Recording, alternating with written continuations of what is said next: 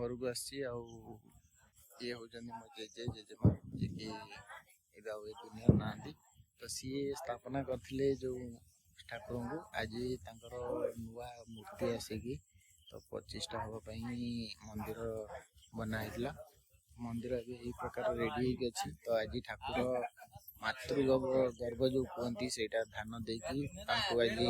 परिपूर्ण कराई काली कलश बुड़ब पूजा स्टार्ट हम काली ठारू 4 दिन पूजा पूरा जोरदार चलो पछपटे देखिए पूरा चलती बहुत जोर से आईटी यज्ञ हम 3 दिन यज्ञ हम मंदिर देखिए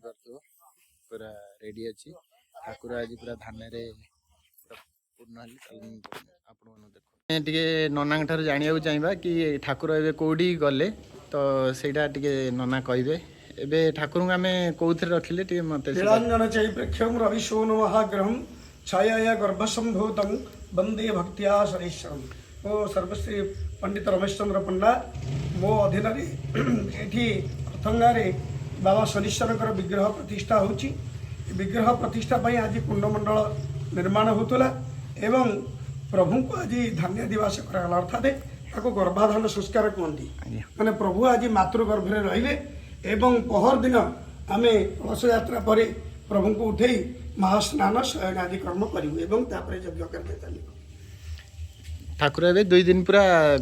धान 3 दिन पर्यंत आज्ञा नीलांजन समाभासं रविपुत्रं यमाग्रजं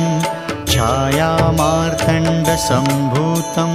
तं नमामि शनैश्चरम् नीलांजन समाभासं रविपुत्रं यमाग्रजं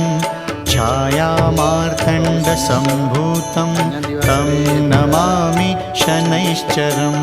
नीलांजन समाभासं रविपुत्रं यमाग्रजं छायामार्तण्ड संभूतं तं नमामि शनैश्चरम् नीलांजन समाभासं रविपुत्रं यमाग्रजं छायामार्तण्ड संभूतं तं नमामि शनैश्चरम् नीलांजन समाभासं रविपुत्रं यमाग्रजं छायामार्तण्ड संभूतं तं नमामि शनैश्चरम् नीलांजन समाभासं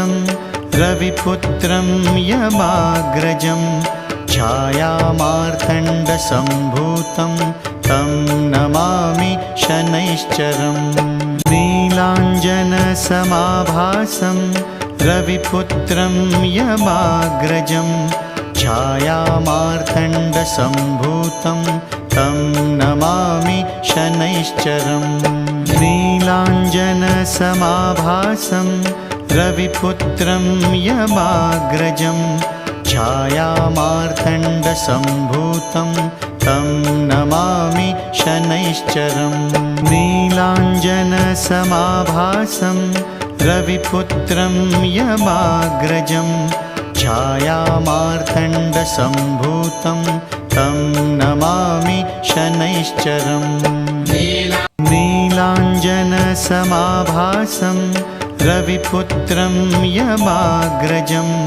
छायामार्तण्ड संभूतं तं नमामि शनैश्चरम्